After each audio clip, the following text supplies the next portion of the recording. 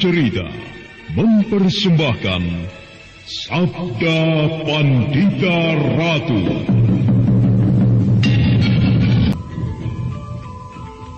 Sabda Pandita Ratu, naskah ditulis oleh Pondra Swasti Langit, diolah oleh Agus Nur Ismail, didukung oleh artis-artis terkemuka, Ferry Fadli, Eli Ermawati, M. Abud, Ivona Rose, dan lain-lain. Teknik dan montase, Ibing Arifin, dengan sutradara Dian Pertiwi.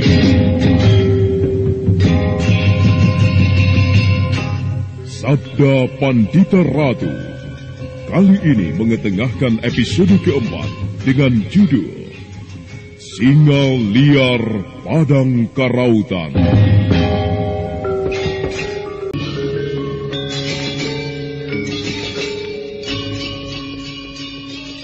Setelah kepergian Lintang Awan, dari arah lain muncul Biku Dewa Hastu bersama Warapalupi.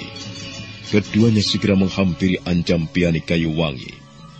Perlahan Anjampiani Kayuwangi menoleh pada Warapalupi. Iya Kakang. Dia Telik Sandi dari Kediri. Telik Sandi Kediri? Iya Kakang.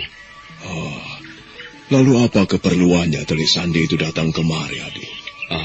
Dia memberitahukan kita bahwa beberapa prajurit Kediri akan datang menyerbu kemari. Para prajurit itu dipimpin langsung oleh Temenggung Yudapaksa. Untunglah ada seseorang yang memberitahukan hal ini.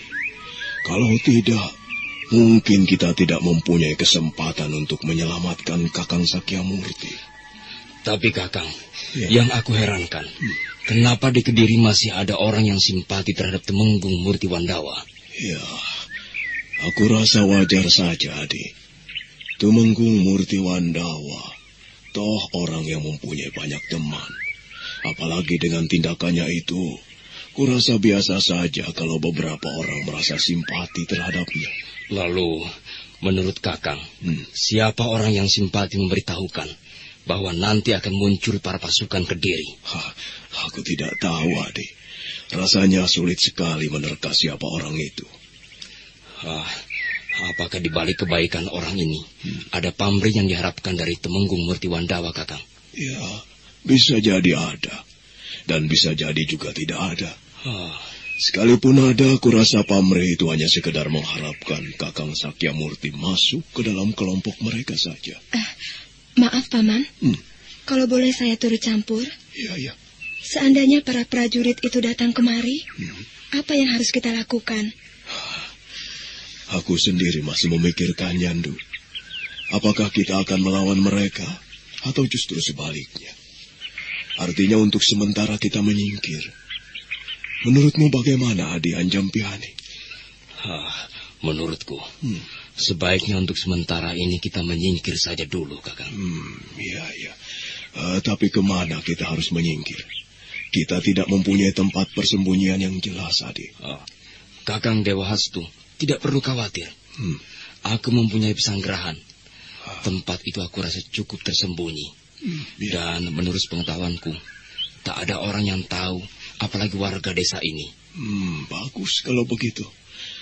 Ya, sekarang sebaiknya kalian bersiap-siap untuk berangkat.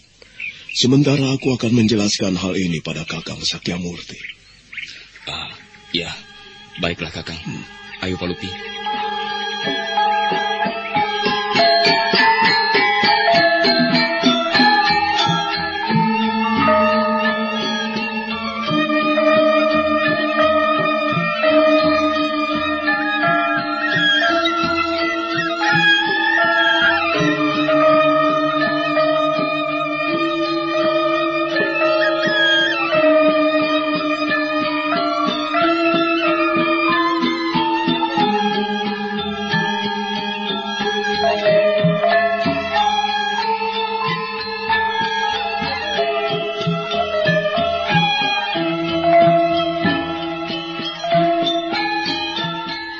Anjampiani dan Warapalupi segera bergegas masuk ke dalam. Sementara Biku Dewa Hastu melangkah ke ruang bilik Sakyamurti. Saat itu Temenggung Murti Wandawa atau Sakyamurti tengah duduk sendirian di ruangan biliknya. Kakang Sakyamurti, kita harus bersiap-siap meninggalkan tempat ini untuk pergi. Pergi? Iya, kita harus pergi, Kakang. Kenapa? Apakah sahabatmu pemilik pondok ini sudah tidak betah dengan kehadiranku di sini? Bukan itu masalahnya, Kakang. Lantas apa? Belum lama tadi ada seorang telik sandi dari Kediri yang merasa simpati pada Kakang. Memberitahukan bahwa Tumenggung Yudapaksa akan datang kemari bersama puluhan para prajurit. Itulah makanya aku mengajak Kakang untuk menyingkir. Apa? Tumenggung Yudapaksa akan datang kemari? Iya, benar, Kakang. Nah, sebaiknya kita cepat-cepat meninggalkan pondok ini, Kakang. Kita akan pindah ke tempat persembunyian yang telah disediakan Adi Anjampiani. Tidak. Aku tidak akan pergi dari tempat ini. Adi Dewa Hastu. Iya, Kakang. Kutitipkan Warapalupi dan istriku padamu. Bawalah mereka untuk menyelamatkan diri. Tidak, Kakang. Aku tidak ingin Kakang mengorbankan nyawa dengan sia-sia. Kakang harus berpikir lebih jernih lagi. Apa kau pikir aku tidak berpikir jernih? Sudahlah, Dewa Hastu. Bawalah anak dan istriku bersembunyi. Aku akan menyambut kehadiran Yudapaksa dan para prajuritnya. Jangan, Kakang. Aku tidak ingin Kakang melakukan tindakan di luar perhitungan. Jumlah para prajurit Kediri cukup banyak. Kalau Kakang tetap memaksa untuk melawan mereka sendirian, itu sama saja artinya Kakang ingin bunuh diri. Aku tidak peduli, Adi Dewa Hastu. Aku mempunyai pilihan sendiri. Sudah. Aku bilang bawa anak dan istriku itu pergi. Jangan hiraukan aku lagi. Kakang Sakyamurti, inikah rasa sadar yang selama ini Kakang renungkan? Apakah dengan mengorbankan diri di tangan musuh adalah cara untuk merubah segala perbuatan yang telah lalu? Tidak, Kakang. Itu bukan perbuatan yang pantas dianggap baik. Tindakanmu ini bukanlah tindakan yang terpuji, Kakang. Kakang harus bisa melawan perasaan Kakang sendiri. Ayolah, Kakang. Cepatlah kita tinggalkan pondok ini sebelum para prajurit musuh datang menggempur. Kakang, sebaiknya Kakang turuti saran Adi Dewa Hastu. Kita memang harus meninggalkan pondok ini. Aku tidak ingin kehilanganmu, Kakang. Bagiku, hanya Kakanglah satu-satunya tempatku untuk mengadu. Seandainya Kakang tiada karena kecerobohan ini, pada siapa lagi aku harus membagi duka ini? Hatiku selama ini cukup tersiksa, Nyai. Dan sekarang saatnya aku melepaskan kepedihan ini. Kalau memang aku harus mati, biarlah mati dalam keadaan seperti ini. Aku tidak menyesal. Perbuatanku sudah terlampau buruk. Biarlah kejadian yang akan kuhadapi ini adalah hukuman bagiku. Tetapi tidak seperti itu caranya, Kakang. Yang Maha Kuasa masih memberikan pengampunan, sekalipun hambanya mempunyai dosa cukup besar. Kalau Kakang mau tobat, bertobatlah dengan cara yang benar. Bukan menyerah seperti ini. Aku ini tidak merasa menyerah, Nyai. Mbak Yu Menggung benar, Kakang. Bagaimana Kakang tidak menyerah kalau Kakang akan melawan seorang diri? Kalau Kakang sampai terbunuh, bukankah itu sama saja menyerahkan diri pada nasib? Aku tidak menyerahkan diri pada nasib, Adi Dewa Hastu. Aku melawan, justru aku ingin merubah nasibku selama ini. Aku tidak ingin mendekam dalam kesepian dan kejar-kejaran dosa yang selama ini menguntitku. Dengan melawan mereka, aku rasa ini adalah jalan yang terbaik untukku. Mereka boleh membawaku ke istana, tetapi membawaku bukan dalam keadaan yang masih hidup. Aku bisa dibawa oleh mereka jika aku sudah terkapar menjadi mayat. Kakang, kenapa Kakang harus berhati batu? Apa gunanya Kakang menunjukkan kesombongan, sementara Kakang perlu perlindungan? Tidak, Nyai. Aku tidak butuh perlindungan kalian. Pergilah, Nyai. Jangan hiraukan aku lagi. Bawa Warapalupi dari tempat ini.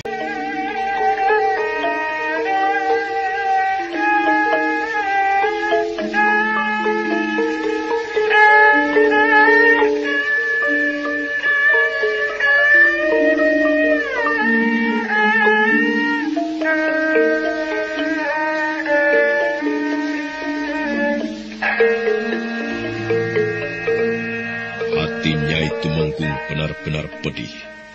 Kata-katanya seakan-akan sudah tidak mempunyai arti apa-apa lagi bagi suaminya. Sementara Warapalupi yang melihat sikap ayahnya ini, tanpa sadar, dia pun bicara dengan lantang. Baik. Kalau memang ayah tidak mau pergi meninggalkan tempat ini, kita pun mempunyai hak untuk tidak pergi dari tempat ini. Ayah sekarang benar-benar tidak menghargai lagi niat baik Paman Dewa Hastu dan juga niat baik ibu.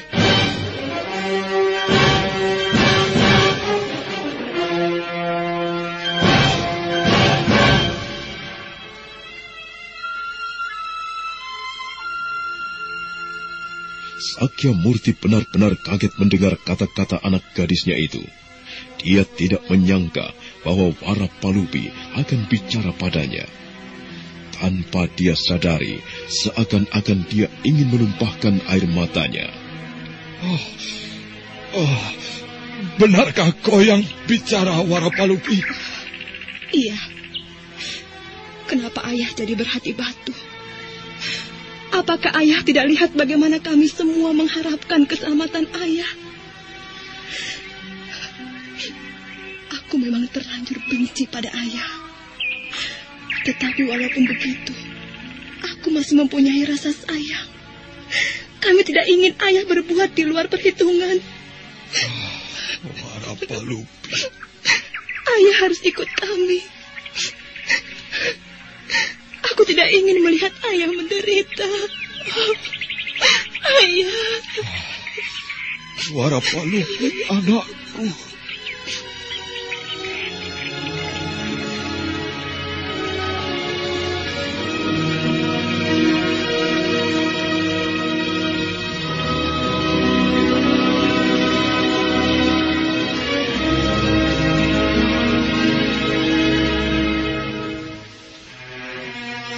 Sakya Murti tiba-tiba saja menumpahkan air matanya ketika Warapalupi menubruknya.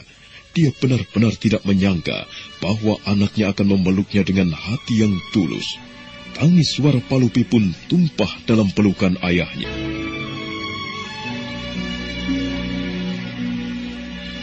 Maafkan kesalahan ayah selama ini padamu, Duk. Ayah memang terlalu banyak dosa padamu.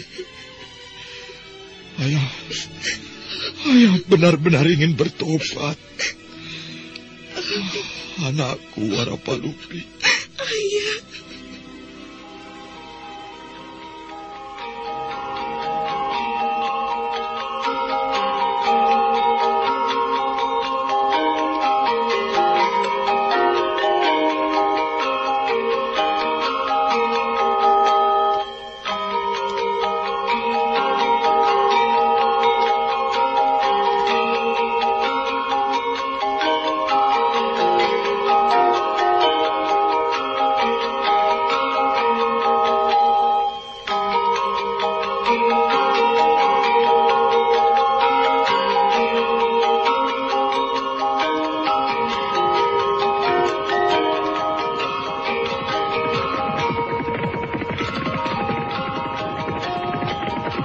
Hop!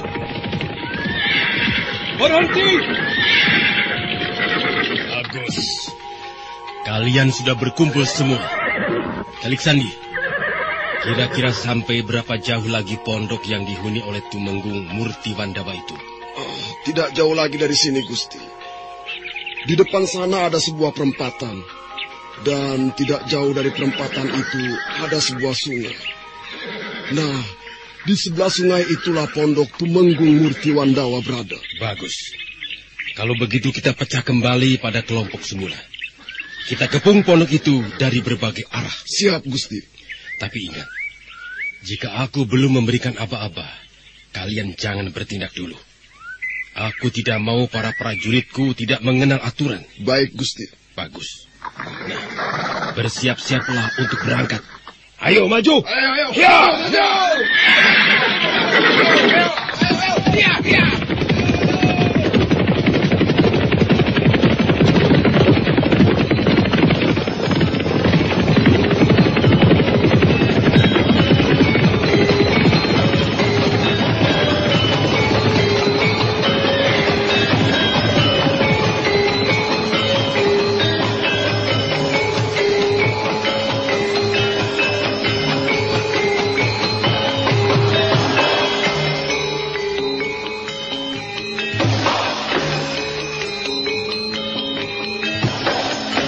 Kembali pasukan prajurit itu menyebar dalam kelompoknya masing-masing. Dan kali ini Tumenggung Yuda Paksa bergerak lebih dulu menelusuri perempatan jalan.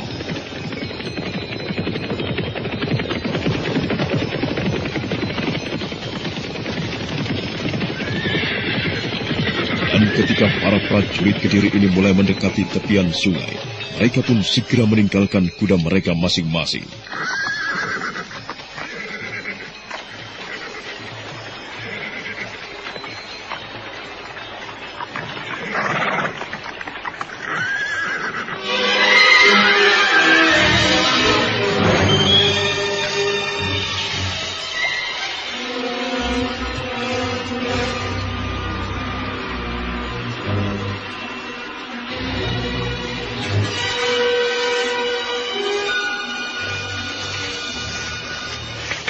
Berhenti semua! Jangan dulu bergerak lebih dekat dengan pondok itu. Tunggu sampai matahari tepat di atas kepala kita. Setelah itu, barulah adakan penyerangan.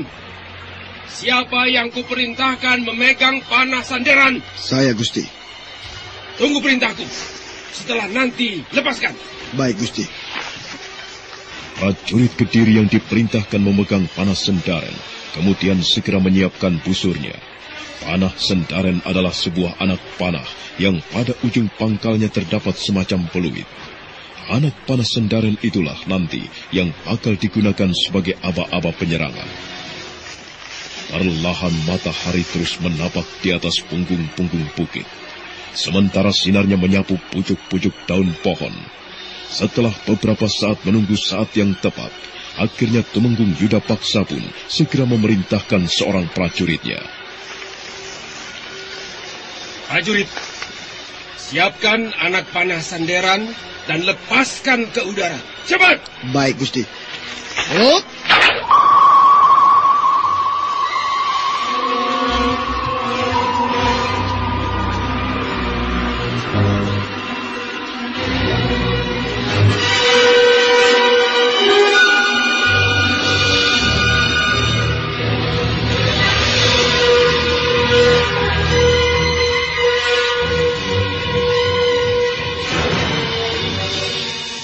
Anak panah sendaren segera melesat ke udara dengan cepat, dan setelah itu Tumenggung Yuda Paksa pun bangkit berdiri sambil berteriak lantang. Kepung rumah itu, tangkap Murti Wandawa, jangan sampai lolos, serbu!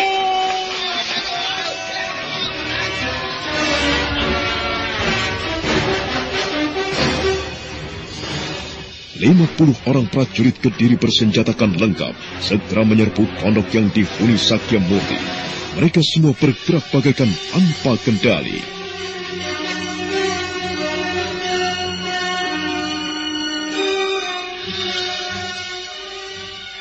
Hanya dalam beberapa saat saja, pondok kecil yang berada di tepi sungai itu telah dikepung rapat oleh 50 orang prajurit Kediri bersenjatakan lengkap. Perlahan Tumenggung Yuda Paksa pun segera melangkah ke pintu depan pondok. Murti Wandawa, keluarlah kau. Pondok ini sudah dikepung dengan rapat. Kau tidak mungkin bisa keluar dari tempat ini. Ayo, keluarlah dari pondok itu. Kau harus mempertanggungjawabkan perbuatanmu di hadapan Sri Bagenda Kertajaya. Ini pun telah terkepung dengan rapat. Semua para prajurit Kediri yang bersenjatakan lengkap siap menerjang pondok kecil itu. Perlahan Tumenggung Yuda Paksa pun melangkah beberapa tindak mendekati pintu. Tatapannya kelihatan tajam berisikan dendam membara.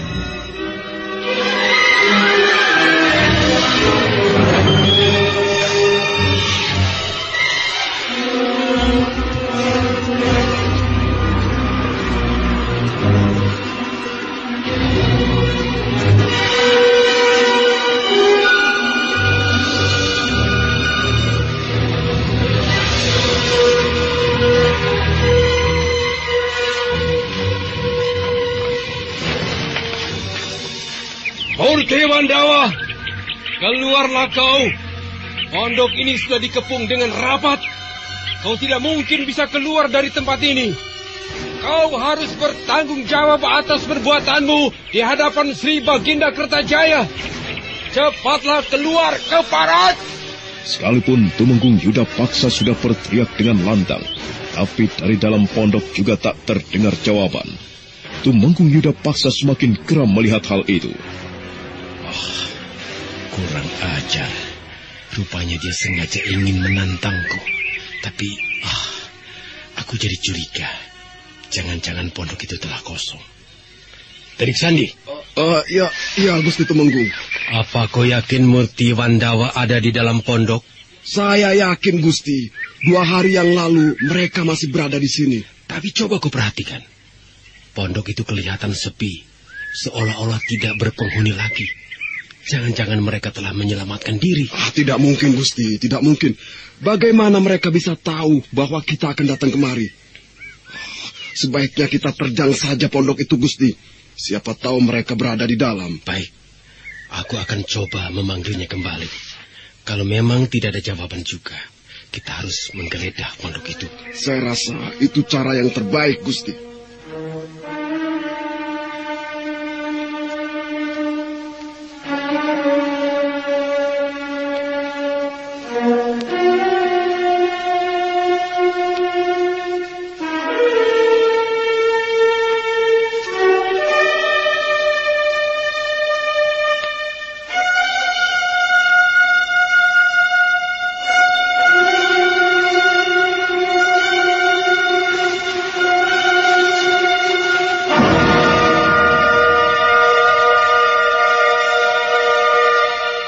Setelah berkata demikian pada seorang prajurit Telik Sandi, Tumenggung Yudapaksa pun segera menoleh ke arah pondok itu.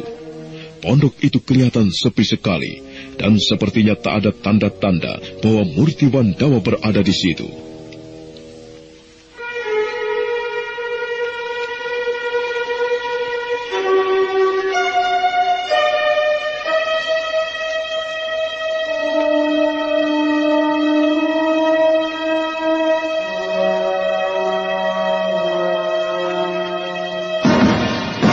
Murti Wandawa, keluarlah. Tidak ada gunanya kau terus mendekam di dalam pondok. Kalau kau tidak juga menunjukkan batang hidungmu, maka jangan menyesal jika aku berbuat kasar terhadapmu. Pondok ini akan kubakar. Kau dengar, Murti Wandawa?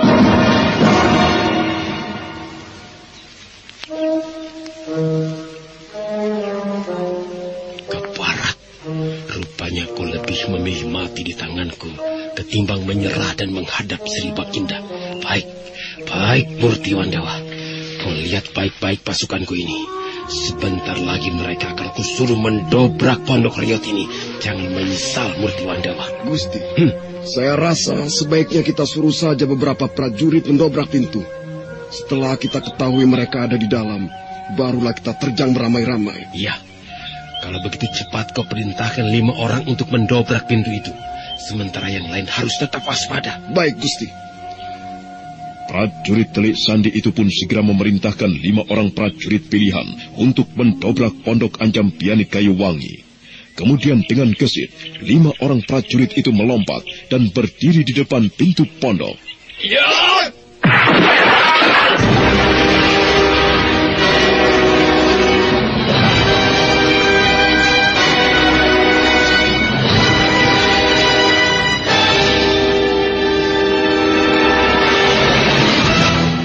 Dengan sikap hati-hati, 5 orang prajurit segera masuk ke dalam pondok. Dan setelah mendobrak pintu, Tak lama kemudian, seorang prajurit muncul sambil bergegas menghampiri Tumenggung Yuda Paksa.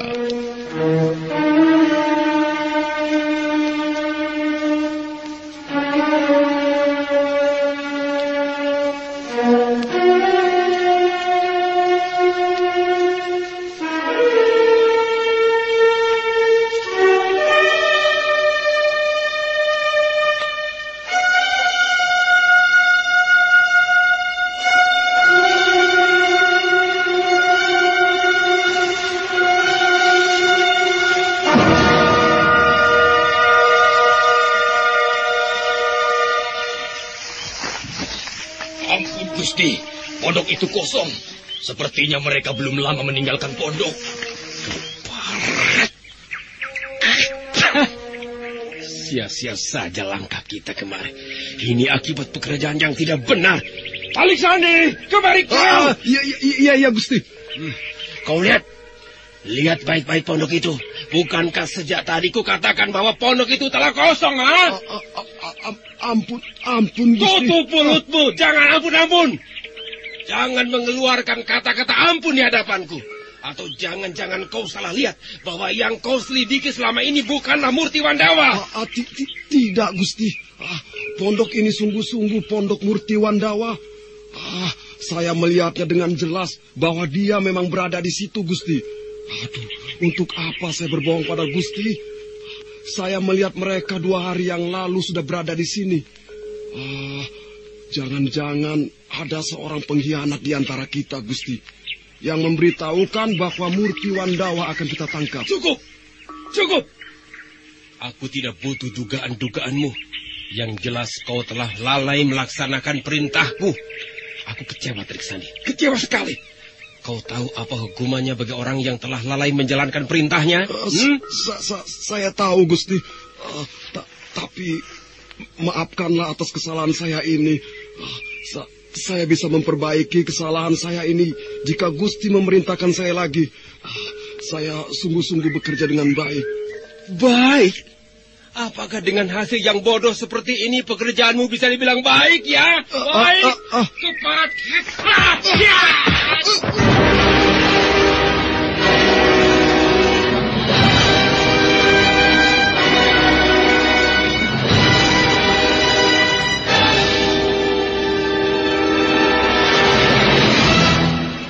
Tumenggung Yuda Paksa benar-benar marah pada prajurit Telik Sandi itu. Beberapa kali Telik Sandi itu mendapat hajaran dari tangan Tumenggung Yuda Paksa. Dan ketika Tumenggung Yuda Paksa akan bertindak lebih jauh lagi, tiba-tiba seorang prajurit dengan tergesa-gesa menghampirinya. Gusti Yuda Paksa, kami menemukan sesuatu di dalam pondok. Apa yang kau temukan, prajurit? Sebuah tulisan, Gusti. Tulisan itu menempel pada dinding pondok. Sebaiknya Gusti melihatnya sendiri.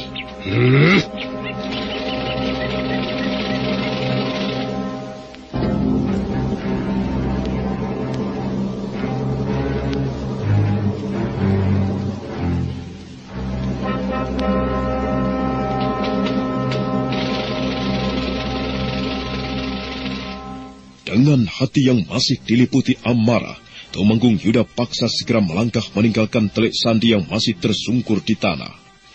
Perlahan dia masuk ke dalam pondok. Dan memang benar, di dinding bilik ruangan depan, nampak sebuah tulisan yang ditujukan pada Tumenggung Yuda Paksa.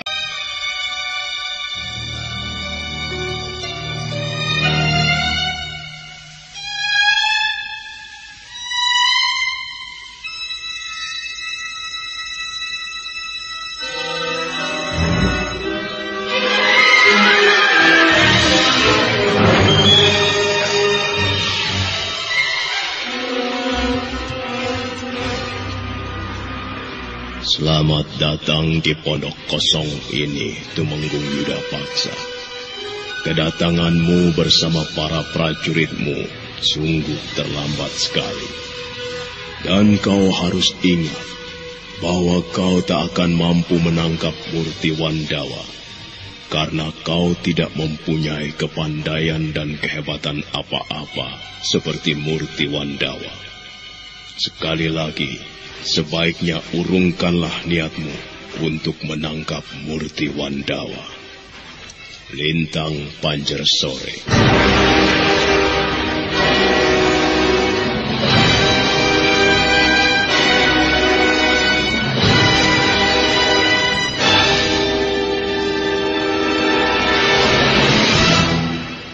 Keparet setan alas. Iya. Kurang ajar benar Lintang Panjer Sore itu. Siapa sebenarnya dia? Dia berani menghinaku seperti ini. Apa dia pikir aku tidak mempunyai kepandaian apa-apa? Lihat saja nanti Lintang Panjer Sore. Aku akan merobek kedok penutup wajahmu. Akan kubeberkan di hadapan Sri Baginda siapa kau sebenarnya. Ya!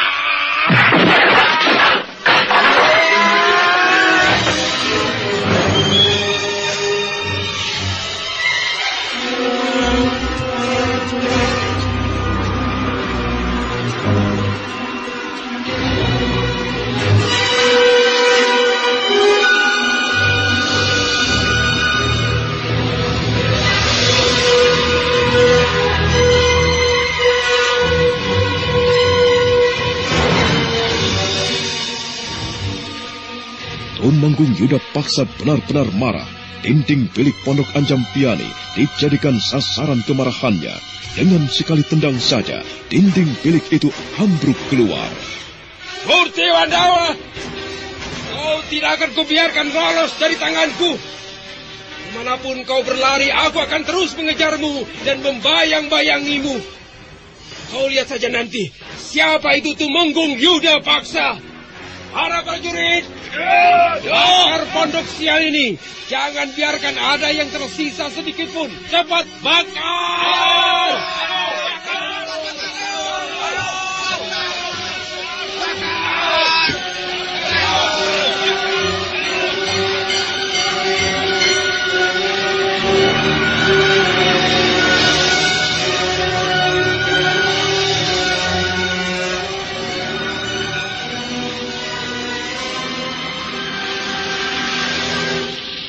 Dengan serentak, para prajurit Kediri segera membakar pondok itu. Sementara itu di atas lereng sebuah bukit, rupanya Anjampiani dan Biku Dewa Hastu mengintai apa yang dilakukan para prajurit Kediri itu. Kurang ajar. Mereka telah membakar pondokku, Kakang. Aku tidak terima semua itu, Kakang.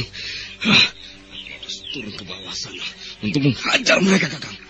Anjampiani, sabar. Tunggu sebentar. Kau tidak boleh bertindak sembrono seperti ini. Tapi Kakang, ini sama saja telah menghinaku. Aku tidak terima. Aku tidak terima melihat pondokku dibakar oleh mereka, Kakang. Aku mengerti. Tetapi cobalah untuk tenang. Menurutku pondok itu tidak seberapa. Kita bisa membangunnya kembali. Aku sengaja mencegahmu.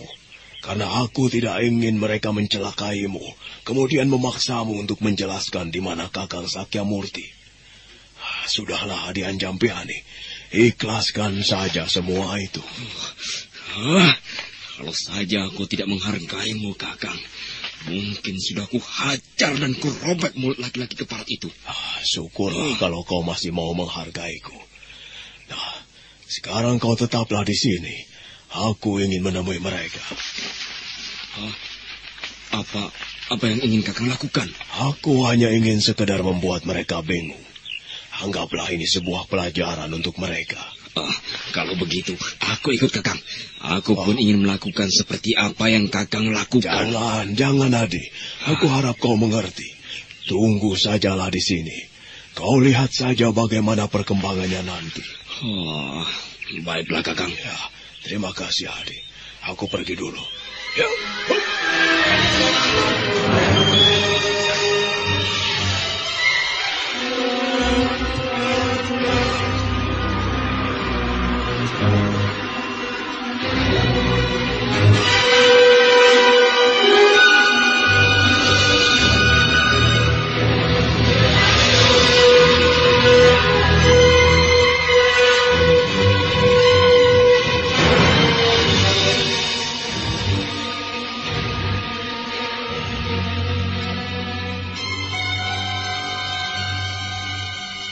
Dengan menggunakan ilmu meringankan tubuh, Biku Dewa Hastu melesat menuruni punggung bukit.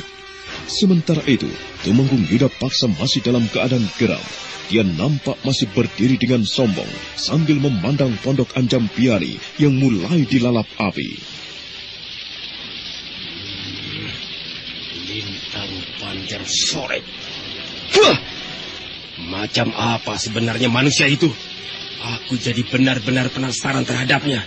Kalau memang dia seorang pejabat istana, suatu saat dia akan kuketahui juga. Hei, Lintang Panjar Sore! Kalau begitu, Telik Sandiku tidak salah bahwa dia memang telah menyelidiki tempat ini. Iya, terbukti dari surat yang ditulis di dinding itu. Telik Sandi, bagaimana menurut pendapatmu tentang kegagalan ini, ha? Saya kira usaha kita telah digagalkan oleh seseorang, Gusti. Menurut dugaan saya, Lintang Panjar Sore lah yang memberitahukan pada Murti Wandawa bahwa dia akan diserang. Lalu menurutmu siapa Lintang Panjar Sore itu, ha? Apakah ia Senopati Kebodampit atau Senopati Rudro Bondo, atau barangkali kau mempunyai dugaan lain pada para Senopati Kediri, ha? Saya tidak bisa menerkanya sembarangan, Gusti. Saya takut salah sangka. Jika manusia itu belum tertangkap, semua rencana-rencana kita pasti akan selalu menemui kegagalan. Aku benar-benar murka terhadap orang itu. Murka! Kita memang harus mulai menyelidikinya, Gusti. Jika didiamkan terus-menerus, hal ini bisa membahayakan kedudukan Gusti sebagai Tumenggung. Iya, bisa jadi dia mengincar-incar kedudukanku. Dan jika tiba-tiba dia mendapat kepercayaan sebagai Tumenggung, suasana Kediri pasti akan semakin bertambah runyam.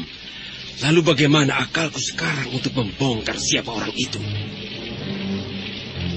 Saat Tumenggung Yuda Paksa tengah berbicara dengan seorang Telik Sandi kepercayaannya, tiba-tiba dari arah lain melesat sebuah anak panah menghantam seekor kuda prajurit.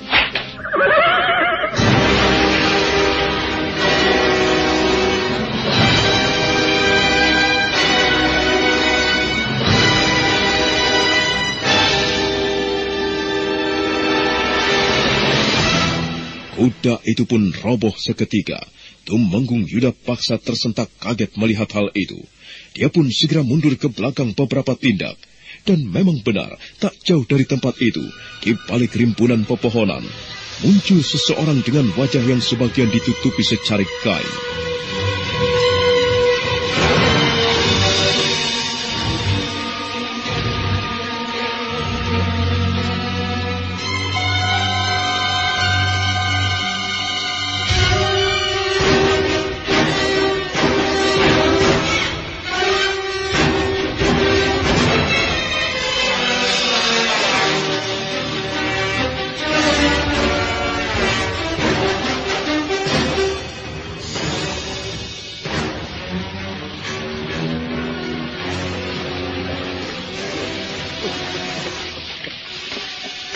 Bangsat!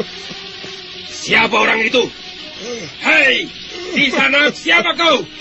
Kenapa tiba-tiba kau berbuat lancang pada kami, ha?